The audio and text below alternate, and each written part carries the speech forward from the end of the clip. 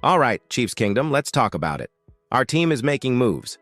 Free agency is in full swing, and the Chiefs are quietly reshaping the roster. Some familiar faces are back while others are moving on. But what do these changes mean for the 2025 season? Before we dive into the details, I want to hear from you. Drop your first reaction in the comments. What's your one-word take on these roster moves? Surprised? Excited? Confused? Let me know. Now let's break it down. Brett Veach has been playing chess while the rest of the league plays checkers. The Chiefs aren't making flashy headline-stealing signings, but that's never been Veach's style. Instead, he's focusing on smart, strategic moves, bringing back key contributors who know the system and adding depth in areas that need reinforcement. It's a calculated approach, and if history tells us anything, Veach knows exactly what he's doing. We've seen it time and time again. He finds value where others don't. Whether it's under-the-radar free agents, late-round draft steals, or trade market bargains, he's built a Super Bowl winning roster without breaking the bank. Now, let's talk about the moves themselves.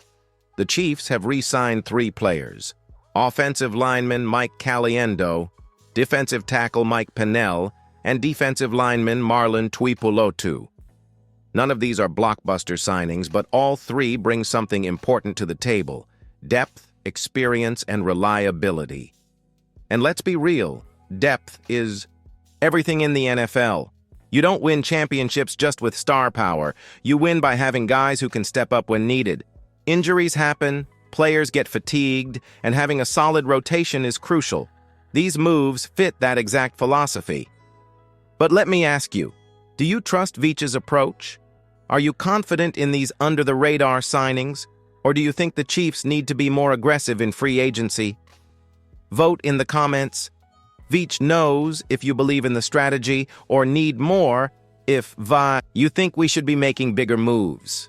Now let's take a closer look at the players who are coming back and what their return means for the team. All right, let's break down the returning players. The Chiefs have brought back 3 familiar faces: Mike Caliendo, Mike Pennell, and Marlon Tuipulotu. These might not be the kind of moves that dominate headlines, but make no mistake, they matter. Let's talk about why. First up, Mike Caliendo. He stepped in last season when Joe Thuney was injured, and while he wasn't perfect, he showed he could hold his own.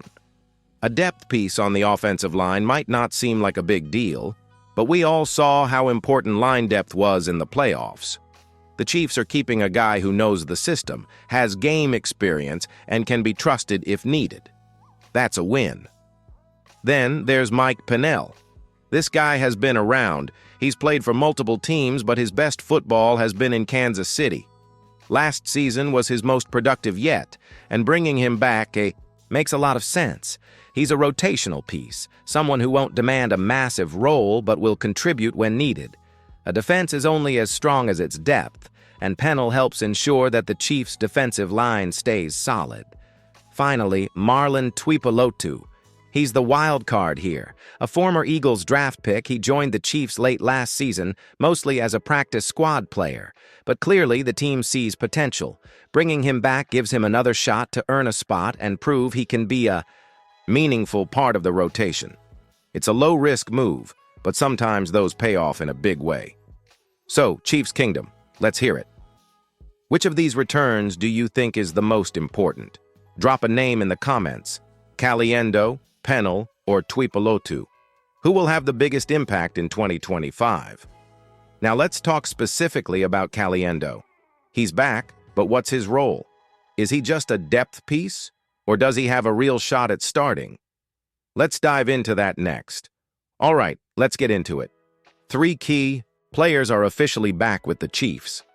Mike Caliendo, Mike Pennell, and Marlon Tuipulotu have all re-signed, and while these moves might not dominate the headlines, they could be crucial for the team's depth and flexibility heading into 2025. Let's start with Mike Caliendo.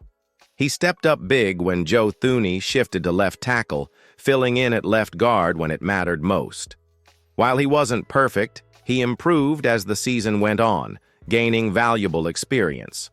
Whether he's a long-term starter or a reliable backup, having him back gives the Chiefs options on the offensive line. Then there's Mike Pennell, a familiar face in Kansas City. Pennell played a key role in both of the team's recent Super Bowl runs. He's a veteran presence who knows the system and had a career-best season last year. He's not a superstar, but he's exactly the kind of rotational defensive tackle you want. Someone who can eat up snaps and keep the pass rush fresh.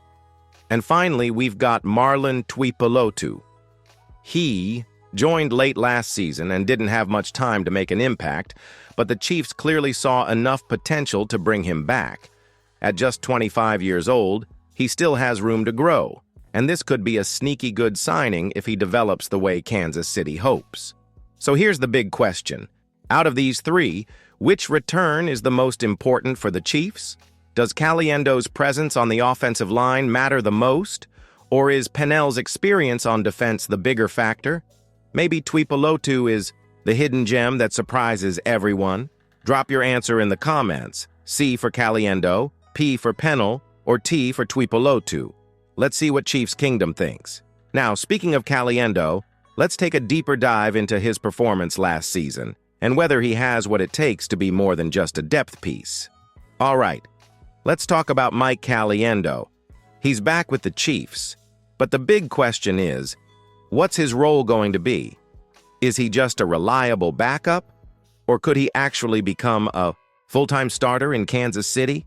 If you followed the Chiefs closely last season, you know Caliendo was thrown into action when Joe Thuney moved to left tackle. He wasn't perfect, but he improved with every game. By the time the playoffs rolled around, he was holding his own against some of the best defensive fronts in the league. That kind of experience is invaluable, and it's a big reason why Kansas City made sure to bring him back. Now, let's talk numbers. Caliendo's Pro Football Focus, PFF, grades weren't anything special. An overall grade of 49.0, a pass blocking grade of 45.1, and a run blocking grade of 45.6. On paper, those stats don't scream future starter. But here's the thing. He was adjusting on the fly, stepping into a high-pressure role with limited experience. If he gets a full offseason to prepare, those numbers could improve dramatically. So where does he fit into the Chiefs' plans? Right now, he's a high-level depth piece. But let's be real. Offensive line injuries happen. If Thuney or Trey Smith go down, Caliendo is the next man up. The Chiefs might also look at him as a potential starter if they decide to shuffle the line again or focus on other positions in the draft. And that brings us to the real debate. Should the Chiefs give him a shot at the starting left guard job? Or should they look for another option, either in free agency or the draft? Let's settle this with a vote. If you think Caliendo deserves a real chance to start, type Y in the comments. If you think the Chiefs should find a better option, type N. Let's see where Chiefs Kingdom stands on this one. Now, we've talked about Caliendo, but what about the defensive side of the ball? Mike Pennell and Marlon Tuipulotu are back, and they're looking to make an impact. Let's break down their roles next. Now let's shift our focus to the defensive side of the ball. The Chiefs didn't just focus on offense this offseason, they also made key moves to keep their defensive line strong. Two names stand out, Mike Pennell and Marlon Tuipulotu. Let's start with Pennell. Chiefs fans know him well. He's been here before, winning 2 Super Bowls with Kansas City. He's a veteran presence, a tough run stopper, and a guy who brings leadership to the defensive line. Last season was actually one of the best of his career. He racked up 25 tackles, 3 sacks, and 3 tackles for loss, plus a forced fumble. Not bad for a rotational piece. The Chiefs' defensive line thrives on depth. Pennell might not be a superstar, but he plays a critical role. He gives Chris Jones and Derek Anati breathers, allowing them to stay fresh late in games. That's the kind of impact that doesn't always show up in the stat sheet, but makes a huge difference. Then, there's Marlon Tuipulotu. Unlike Pennell, he's still trying to establish himself in the league. The former Eagles draft pick joined the Chiefs late last season and didn't see much action, but Kansas City clearly sees something in him. Otherwise, they wouldn't have brought him back. Tuipulotu's career numbers don't jump off the page. 3 sacks, 4 QB hits, 5 tackles for loss, and 47 total tackles. But the Chiefs are giving him a shot to prove he belongs in the rotation. At worst, he's a depth piece. At best, he develops into a key contributor on a defensive line that always needs fresh legs. Now here's a question for you. Between these two, who do you think will have the bigger impact this season? Type P for Pennell or T for Tuipulotu in the comments. Let's see what Chiefs Kingdom thinks. We've covered the roster moves that have already happened, but what about the ones that still need to be made? Coming up next, we'll break down what the Chiefs still need to do before the season starts. The Chiefs have made some smart moves this offseason, keeping key pieces in place and maintaining roster depth. But let's be real. There's still work to do before this team is fully ready to defend its Super Bowl title. So, what's missing? One area that still needs attention is the wide receiver position. While the Chiefs have talent, consistency has been an issue. Outside of Rashee Rice, no receiver truly established himself as a reliable weapon last season.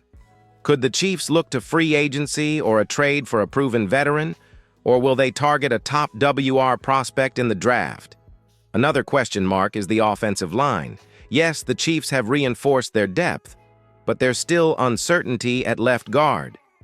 We just talked about Mike Caliendo. Should Kansas City trust him in a starting role, or should they bring in more competition? A solid O-line is crucial for keeping Patrick Mahomes upright, and the Chiefs can't afford to take risks there. On the defensive side, Kansas City might still need to add a pass rusher. George Karlaftis has been great, and Charles Omenihu is a strong presence when healthy. But could the Chiefs use one more impact player on the edge? If the right opportunity presents itself, Brett Veach might make another sneaky move. Now here's where you come in. What do you think is the biggest remaining need for the Chiefs? Drop your thoughts in the comments, and let's see what the Kingdom thinks. No matter what happens next, one thing is clear. The Chiefs aren't settling. They've already made smart roster decisions, and with the draft and more free agency moves on the horizon, this team is far from done. So stay locked in, because Kansas City is always looking for that next edge to keep them on top.